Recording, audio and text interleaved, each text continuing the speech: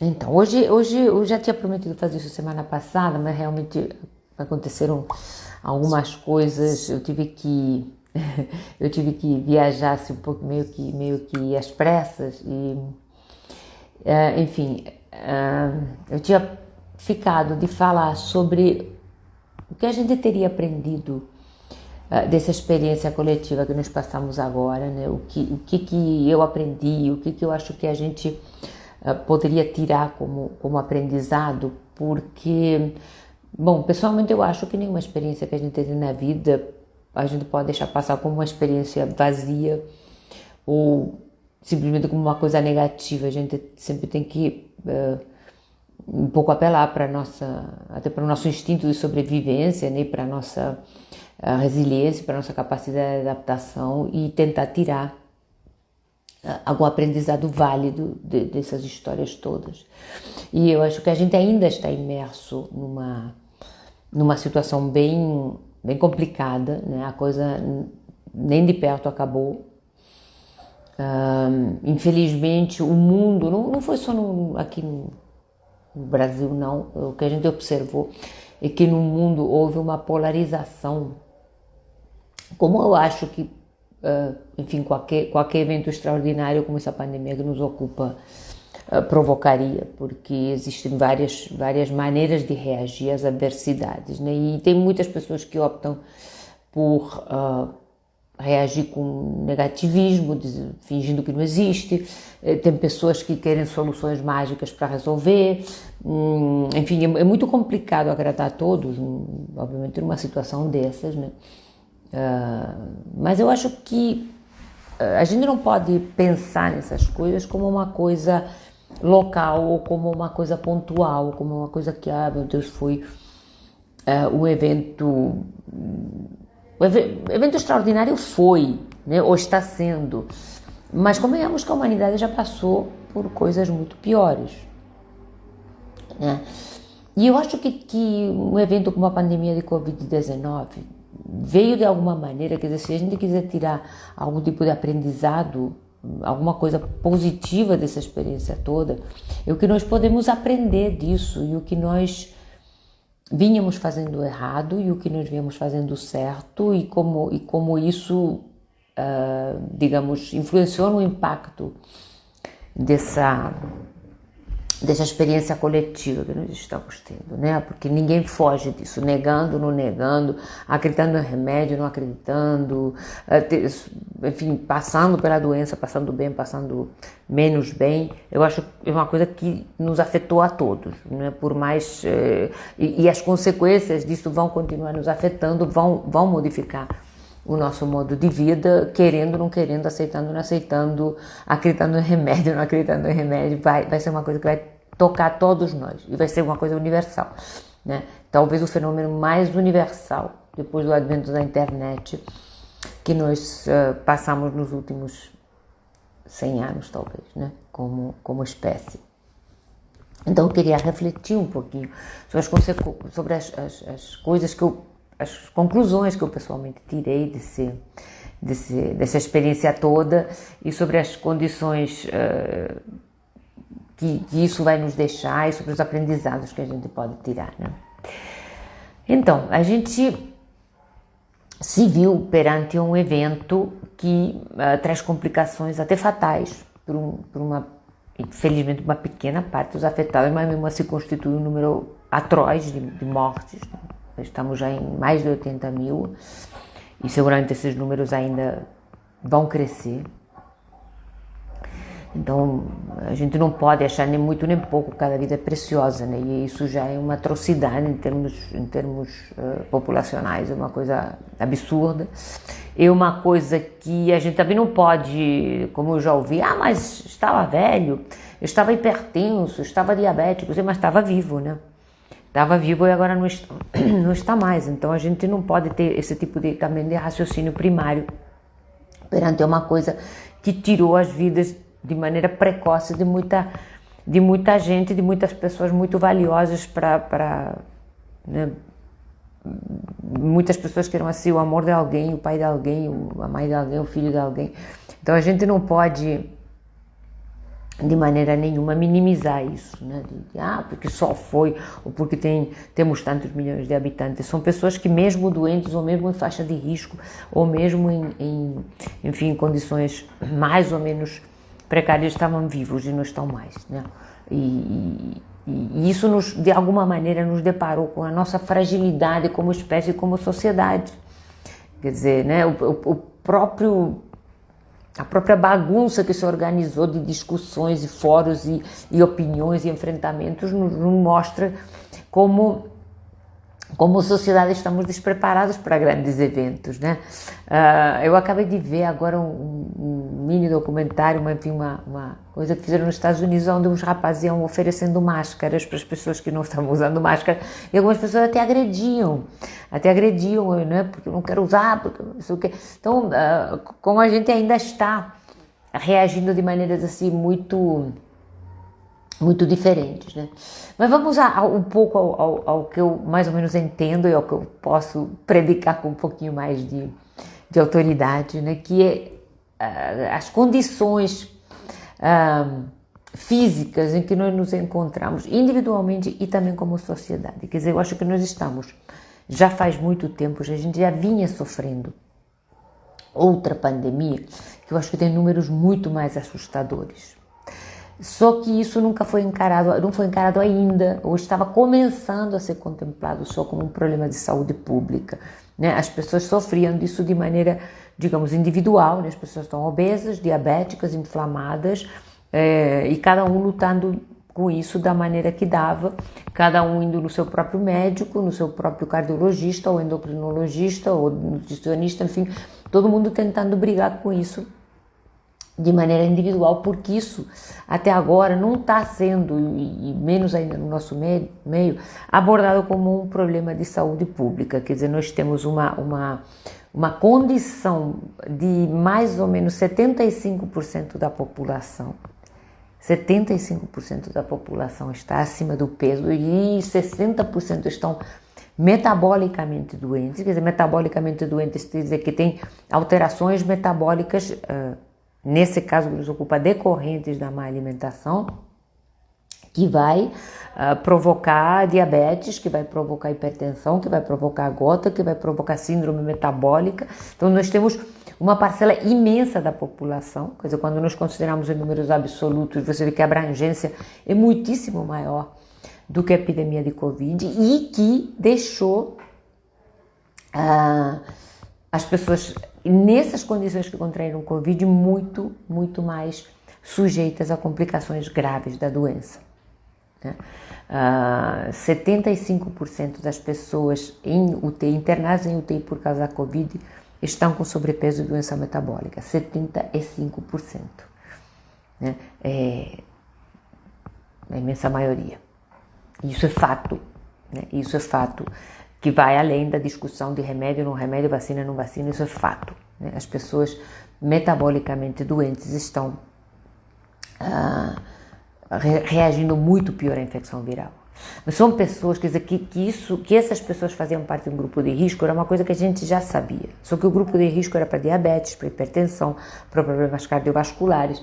A pandemia de Covid só veio deixar isso mais em evidência. Então, a conclusão que nós chegamos é que estamos constituindo uma sociedade doente, metabolicamente doente, e que está nessas condições basicamente porque nós fomos direcionados por diretrizes alimentares muito erradas, por uma cobiça da indústria alimentar que desde os anos 80 para cá, do início dos anos 80 para cá, a indústria alimentar está muito mais focada em criar aditivos irresistíveis para os alimentos ultraprocessados, quer dizer, para fazê-los irresistíveis, para transformar os consumidores em viciados. Nós estamos imersos numa cultura alimentar que normalizou o fazer tudo errado.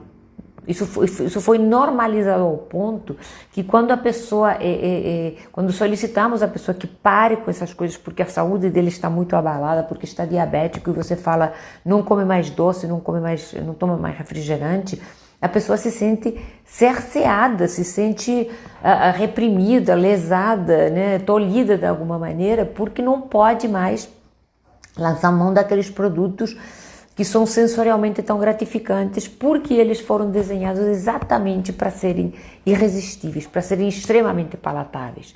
Então as pessoas entendem que o chocolate é o leite, que tem mais ou menos 30% de cacau, o resto é alfarroba, gordura hidrogenada e açúcar, né? Não tem valor nutricional nenhum valor nutricional positivo. É uma coisa tão irresistível que quando a pessoa é pedida para se privar disso, eu solicito a pessoa que se prive disso para tentar melhorar os seus índices e as suas taxas, a pessoa se sente tolhida, meu Deus do céu, quando é que vai acabar isso? Não tem remédio que resolva o meu problema, eu tenho de fato que fazer isso. E nós chegamos a esse ponto, e chegamos a esse ponto como sociedade, nós chegamos ao ponto de entender que é normal as crianças tomarem refrigerante, pelo menos final de semana, pelo menos nas festas, porque nós repetimos o modelo, quer dizer, quando nós vamos comemorar o aniversário do nosso filhinho, 3, 4 anos, repetimos o modelo de brigadeiros, salgadinhos, refrigerantes, a rodo para as crianças, de bolos hiperaçucarados, porque todo mundo faz, porque é o costume, porque a criança que não tem isso não tem infância, né? Nós normalizamos esse tipo de condutas, né? Como se isso tivesse existido sempre. Imagina se, sei lá, 70, 80, 100 anos atrás as crianças tinham essas fanfarras todas de palhaços e teatrinhos e festas e pula-pulas, e não existia isso enfim, passava muito bem, obrigado, né? É um hábito que nós criamos. E parece que isso seja imprescindível. Eu já tive pessoas que me falaram assim, mas olha, sem brigadeiro não tem infância, né? Não, sem brigadeiro não tem forças armadas, né, gente? Infância tem do mesmo jeito, né? Então, a gente tem que parar de normalizar essa conduta alimentar completamente errada e que é refrendada, que é endossada, que é incentivada. Sabe por quê? Porque é um excelente negócio. É um negócio maravilhoso para essas multinacionais, negócios bilionários, se criaram impérios em cima do vício das pessoas em comida e refrigerantes. Impérios. Por isso tão difícil de demover, porque pensa só, se o cigarro, com todas as evidências que nós temos dos malefícios do cigarro, acho que ninguém precisa ser convencido, né? Está todo mundo mais do que sabendo disso. E o cigarro continua sendo vendido, tudo bem que te estampa uma pessoa lá morrendo de maneira ruim, né? Mas você pode ir lá na banca e comprar um maço de cigarro e fumar ele todo no meio da rua e você não vai ser reprimido, a polícia não vai chegar, não vai acender alarme por causa disso. Então, se nós não conseguimos até agora banir o uso do tabaco, do cigarro, do consumo legal, imagina a comida, você imagina um refrigerante que é provavelmente a coisa mais popular do mundo, né? Então, olha, ainda dizendo assim, o tamanho do vício que provoca, porque eu faço ênfase nisso, de frisar, para as pessoas perceberem, né, o tamanho do vício. Porque enquanto a pessoa não toma consciência, quer dizer, isso está tão normalizado que a maioria das pessoas não tem consciência de que é vício, né? Mas a criança não se vicia em açúcar. Deixa ele sem por 24 horas e observa. Observa a irritação que vai tomar conta, observa a mudança de temperamento que vai ter. Faz isso com você mesmo. Quando você começa a fazer uma deprivação de açúcar, por que é tão difícil mudar o hábito alimentar? Porque você está rigorosamente viciado em produtos industrializados e especialmente em produtos açucarados. Mas eu não como tanto doce assim. Tá, você come pão o dia inteiro, biscoitos, massas, coisas confeccionadas com farinha refinada, porque a farinha refinada, depois de interagir com as amilases da saliva, você não precisa nem engolir, esses açúcares, esses carboidratos refinados, quando interagem com as amilases da saliva, já começa a ser absorvida a glicose pelas veias sublinguais. Então você pode não estar achar que não, porque não come chocolate, mas depende, você come pão, você toma muito refrigerante, né? O uso indiscriminado, e eu acho que muito além do bom senso do álcool que a gente está fazendo, porque álcool sempre se bebeu, e álcool sempre fez parte da festa e da coisa lúdica, e a gente tem aquilo, aprecia com moderação e pronto, né? Já salvou, depois de você recomendar a moderação, parece que já salvou a pátria. Mas qual é a moderação? Pode comer de tudo com moderação, tá?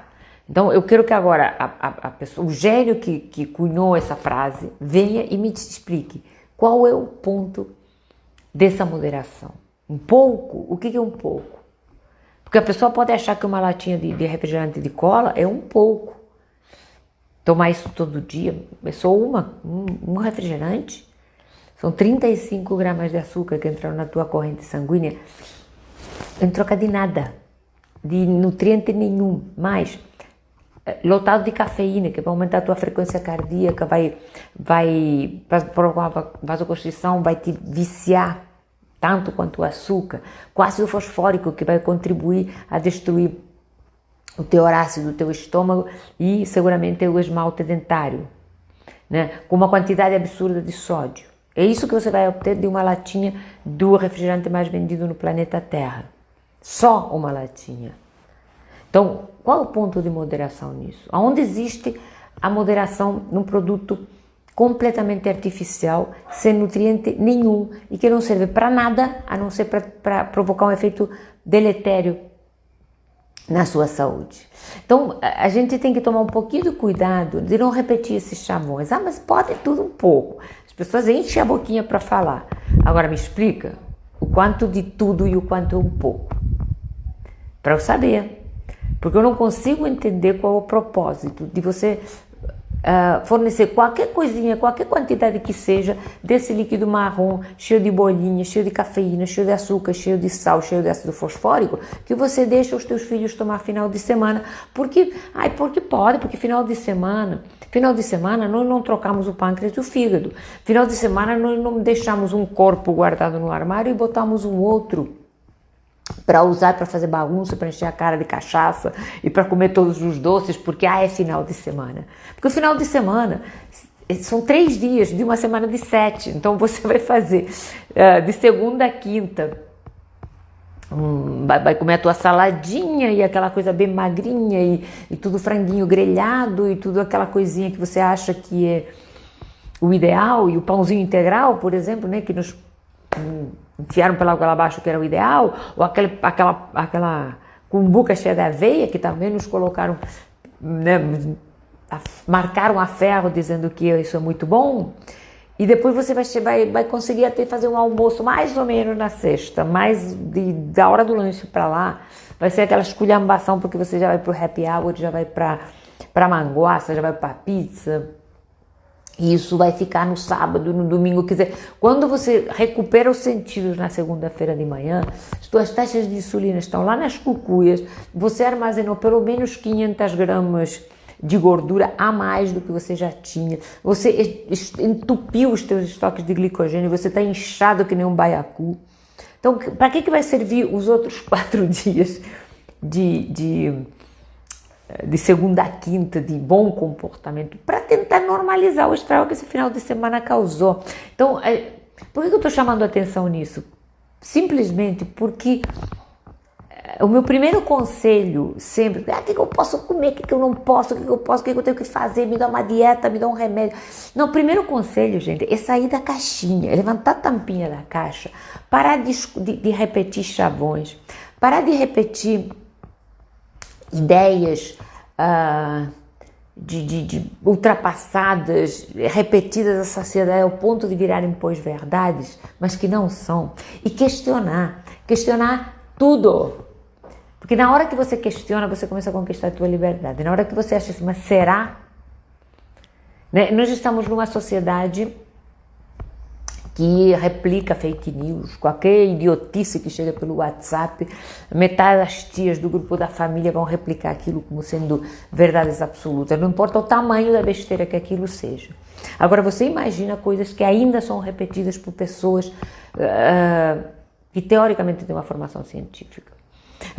Informações sobre alimentação, que tem que comer de 3 em 3 horas, que tem que comer 40% de cereais, que tem que comer isso e aquilo, que refrigerante pode, que tudo com moderação, coisas que são repetidas por pessoas que têm formação na área de saúde, na área de nutrição, e são repetidas sem embasamento científico, mas são repetidas porque foi o que ouviram falar, porque foi o que talvez aprenderam até errado, né? Então, meu primeiro conselho, antes de qualquer coisa, questione. Meu primeiro conselho é sai da caixinha. Porque enquanto você não abrir não expandir a tua mente e pensar que há, como dizia, acho que era uma frase de Shakespeare, né, que dizia que há mais coisas entre o céu e a terra das que conhecem a nossa vã filosofia. Então, nem tudo que você ouviu falar, ouviu preconizar é verdade. Nem tudo que a gente acha e tem certeza absoluta é verdade. Nem tudo que eu estou falando é verdade. Porque a gente tenta passar o conhecimento que adquire em algum lugar. E isso pode, a ciência ou a pesquisa, ou enfim, outras coisas podem trazer modificações no futuro. Mas o empoderamento está sempre no conhecimento e no questionamento.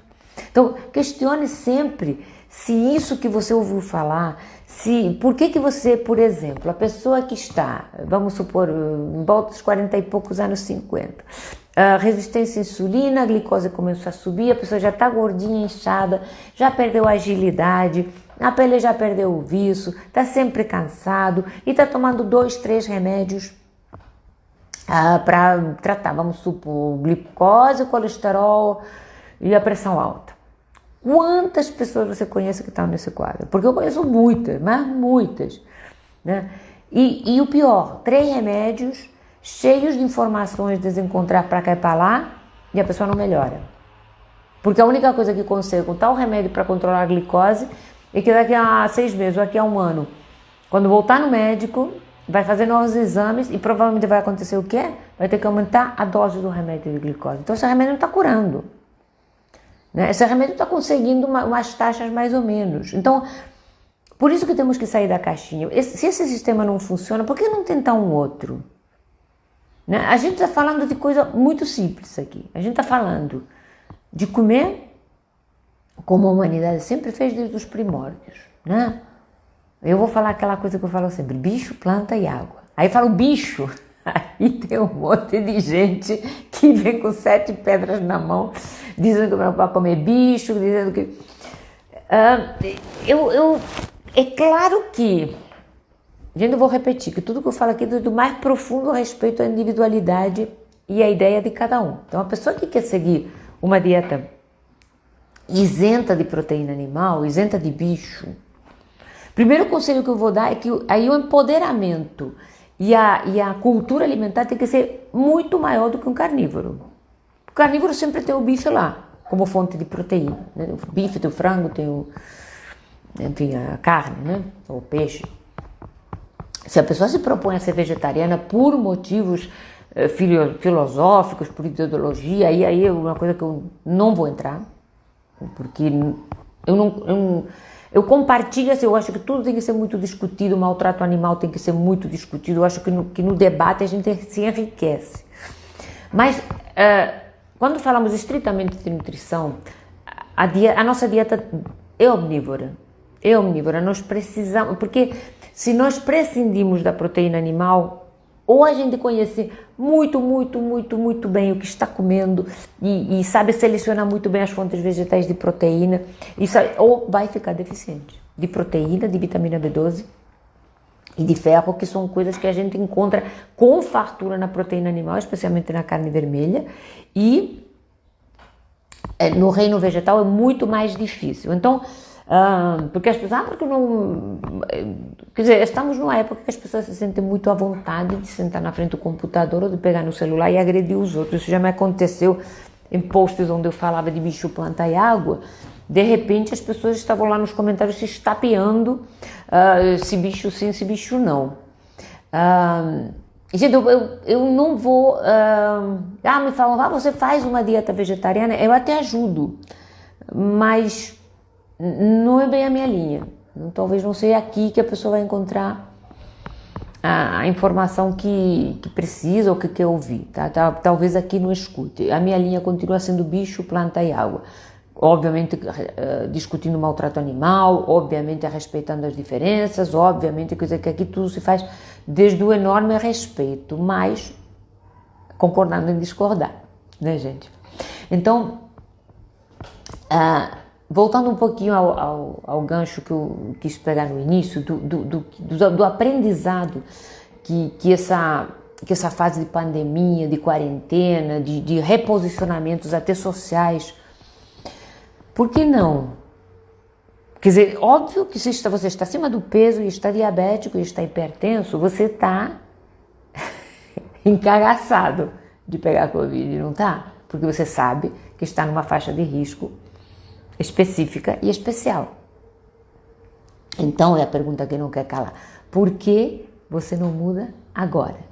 Por que você, que não está na faixa de risco, mas tem um marido, um pai, uma mãe, uma tia, que está na faixa de risco porque está obeso, diabético e hipertenso, por que não aproveitar agora para fazer a cabeça dessa pessoa, para tentar uma mudança que seja radical e definitiva?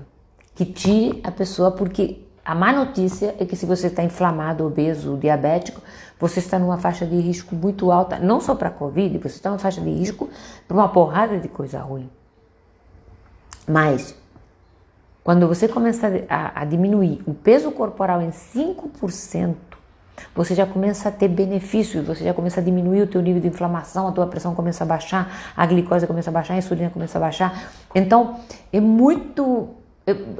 mas é relativamente fácil você engrenar aquela ré e começar a sair da onde você está atolado.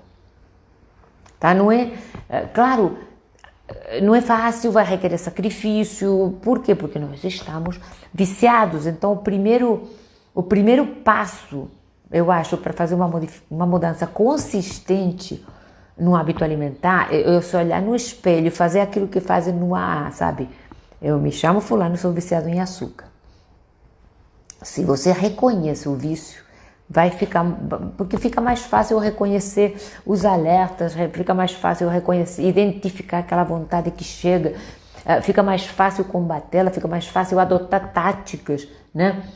É claro que não vai ser fácil, não é fácil se livrar de nenhuma droga. Quem já parou de fumar, quem já parou de fazer uso de alguma substância, de álcool, de alguma substância legal ou ilegal que faça mal à saúde, até de determinados remédios, sabe como é difícil. O exercício da vontade firme é o primeiro passo, mas não é impossível.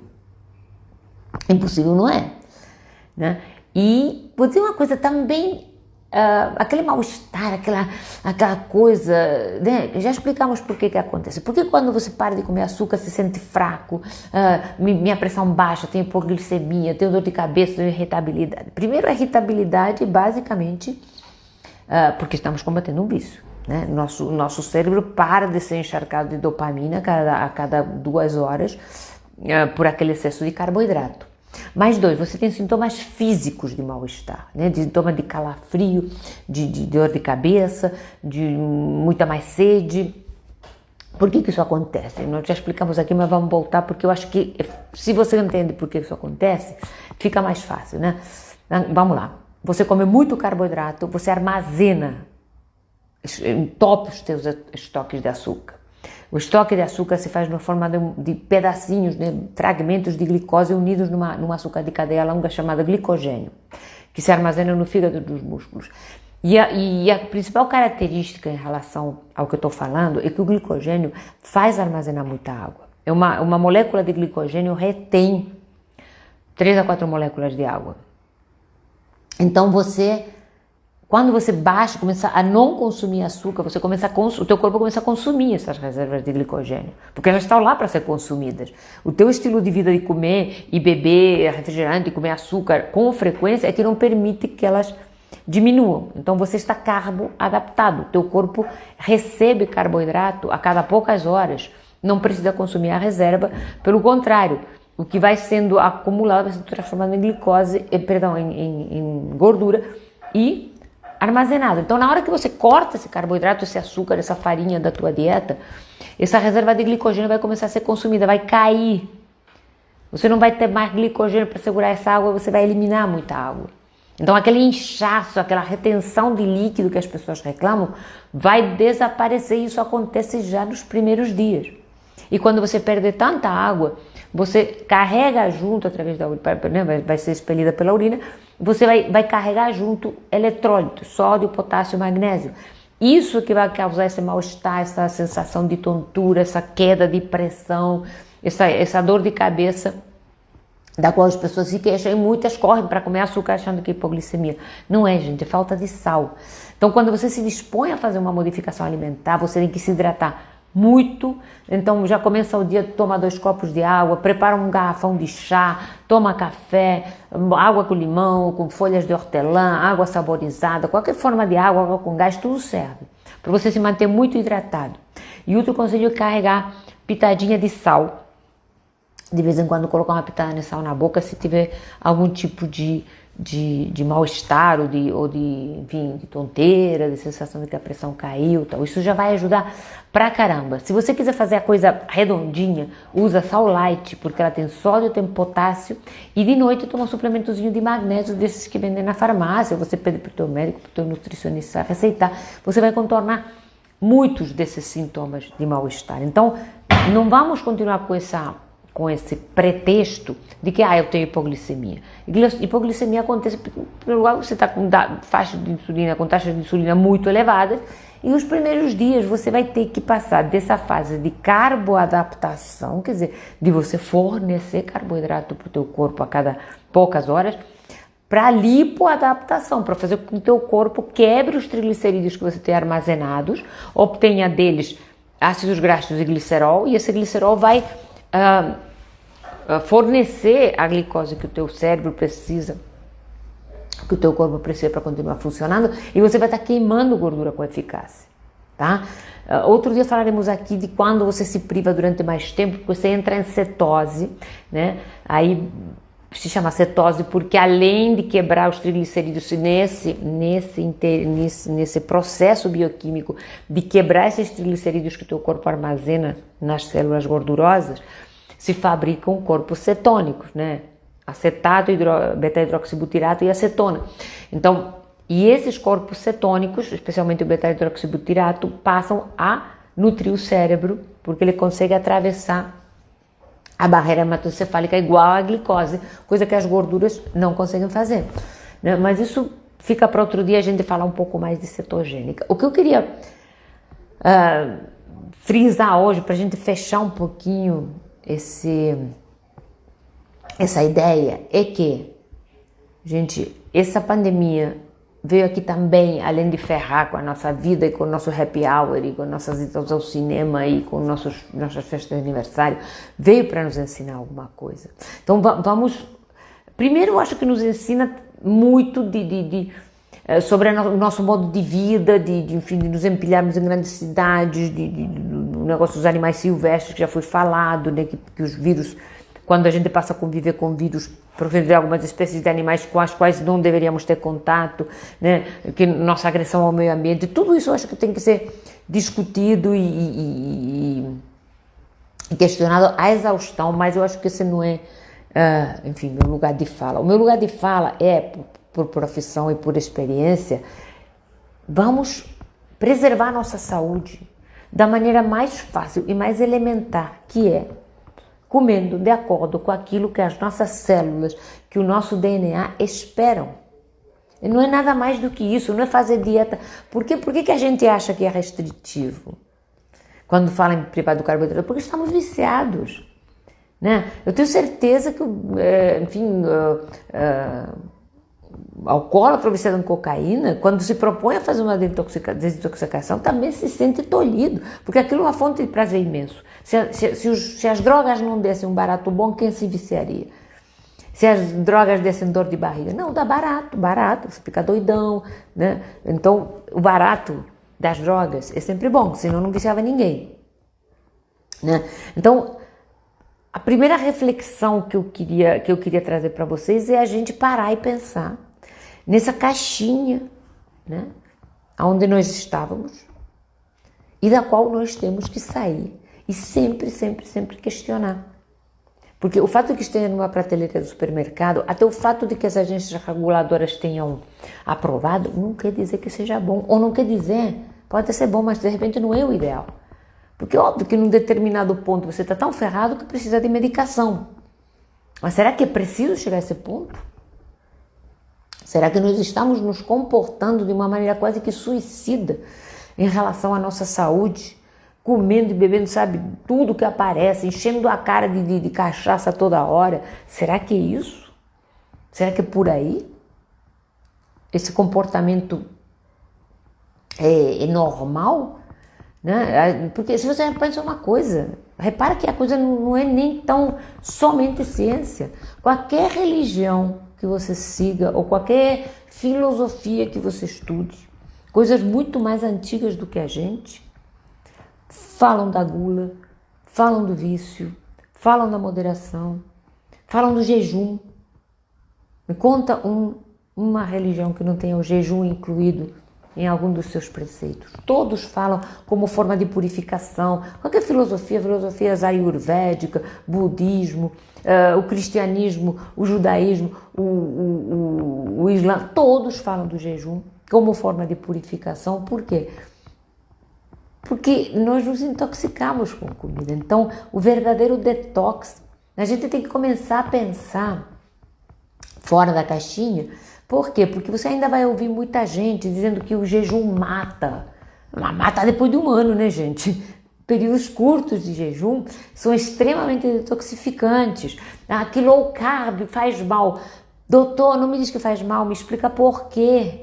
Porque se a pessoa que tem uma formação científica não é capaz de mostrar um argumento científico real para manter uma opinião, isso não serve, é achismo, não é ciência, tá?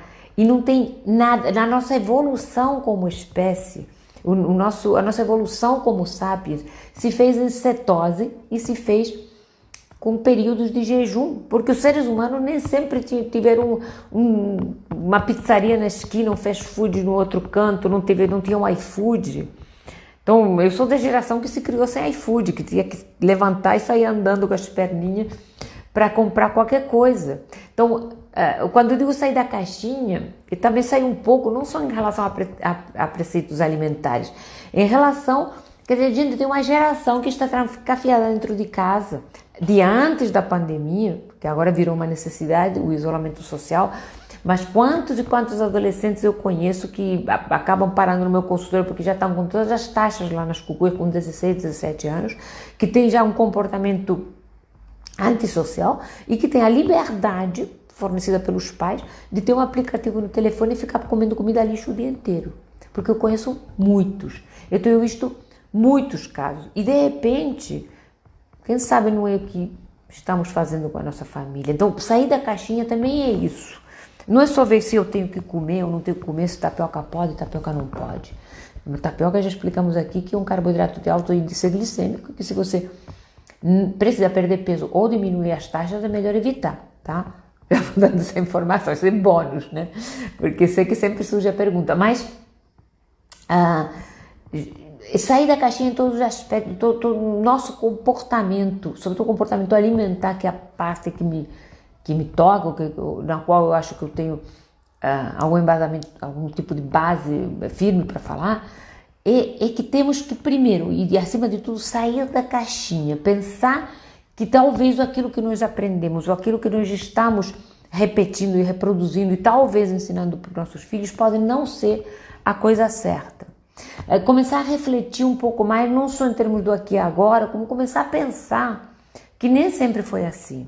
E que talvez esse aqui e agora é o que está nos levando, nós normalizamos o erro. Em relação à alimentação, nós normalizamos a catástrofe. A catástrofe que tem 75% da população, incluindo muitas crianças e adolescentes, acima do peso, em risco metabólico sério. Nós temos 1 de cada 6 habitantes desse país diabético. Se isso não é uma catástrofe normalizada pelas prateleiras dos supermercados e pelas prateleiras das farmácias, eu não sei o que é. Isso já existia muito antes de que uma epidemia viral viesse nos chamar a atenção sobre determinados grupos de risco.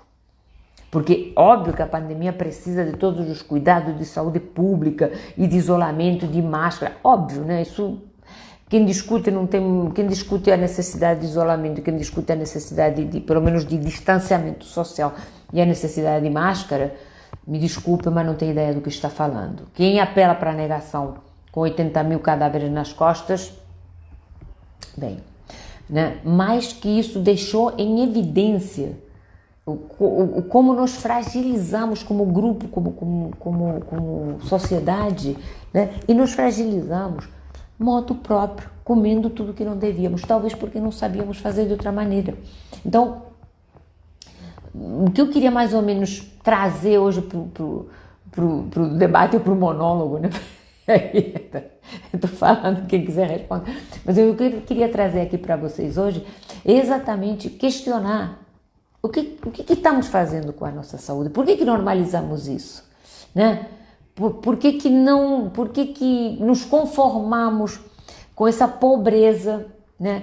de comida processada, com essa bolha de conforto que não é mais confortável porque está nos deixando doente. Então, se eu conseguir aqui ligar alguma coisinha aí para vocês começarem a questionar isso e começar a pensar em modificar alguma coisa para melhor, eu já acho que eu já cumpri a minha missão hoje, né?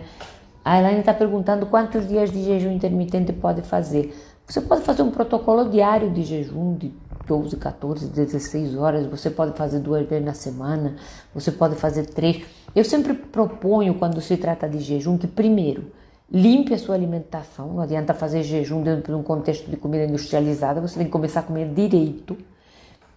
Começar com períodos curtos de vez em quando, sentir como o teu... Ih, gente do céu, agora eu fiz uma bagunça aqui. Sentir como o teu organismo vai se comportar, como você vai se sentir, e a partir daí ir desenvolvendo uma prática que seja, sobretudo, que te dê conforto, que te dê bem-estar, que você sinta os benefícios. Não pode ser um sacrifício depois matar isso com uma macarronada, como eu já vi gente, jejum 12 horas, depois como torrada. Pelo amor de Deus, isso não é jejum, nem é alimentação adequada, né? E os hormônios e os agrotóxicos. Então, Rodrigo está falando sobre que as plantas têm agrotóxicos e os animais têm hormônios. Bem, nós vivemos, somos vítimas de uma indústria perversa. Então, nós temos plantas sem agrotóxicos, são os orgânicos, e nós temos animais criados em melhores condições. Então, cabe a nós, como consumidores, normalizar o uso dessas coisas. Mas é caro. É caro, depende, porque eu sou daquelas, né, vocês vão me desculpar, mas por hábito e por profissão, eu julgo os carrinhos de compra dos outros nos supermercados e eu julgo os pratos que as pessoas fazem, né, nos restaurantes. Caro, depende. Claro que um produto orgânico é mais caro que um produto chamado convencional ou normal. Olha só a normalização. Nós chamamos um alface cheio de agrotóxicos de normal e o orgânico é alguma coisa excepcional, estranha, exótica, que bicho grilo cultiva lá não sei aonde, regado pelas fadas de Avalon, né? Olha como nós normalizamos o desastre, como nós normalizamos o erro, né? Os animais têm hormônios? Depende, né? Os frangos definitivamente não, porque seria caro demais. Eles têm promotores do crescimento. Então, mas tem sim marcas enfim, grifes, né? Marcas de frangos que são criados sem promotores do crescimento, são um pouquinho mais caros, óbvio, por quê? Porque a produção é menos lucrativa, mas eu acho que nós, como consumidores, e eu sempre repito, né, nós somos, porque o hormônio do crescimento é uma coisa muito cara, muito cara. Quem já fez reposição, ou teve necessidade de repor, ou repor alguma criança que tem problema de crescimento, ou alguma pessoa que estava em somatopausa, sabe como é um produto caro. Então você imagina se vão dar aquilo para um frango que depois vai vender, sei lá, a R$20 o quilo, né? Não é, enfim, Oportuno. Eu acho que a minha bateria está acabando aqui, gente. Então, vamos refletir sobre isso. Refletir sobre o que nós achamos caro e barato, sobre o que é caro de verdade. E prometo voltar ainda essa semana com mais coisa. Não vou dar dia porque realmente não tenho uma internet boa onde eu estou. Mas eu espero que vocês tenham gostado. Vou fechar por aqui que eu tô ficando sem bateria além do mais, tá? E eu queria deixar essa live salva no IGTV, tá? Brigadíssima. Tudo de bom. Deixem as perguntas e as sugestões no direct, tá? Beijo grande. Tchau, tchau.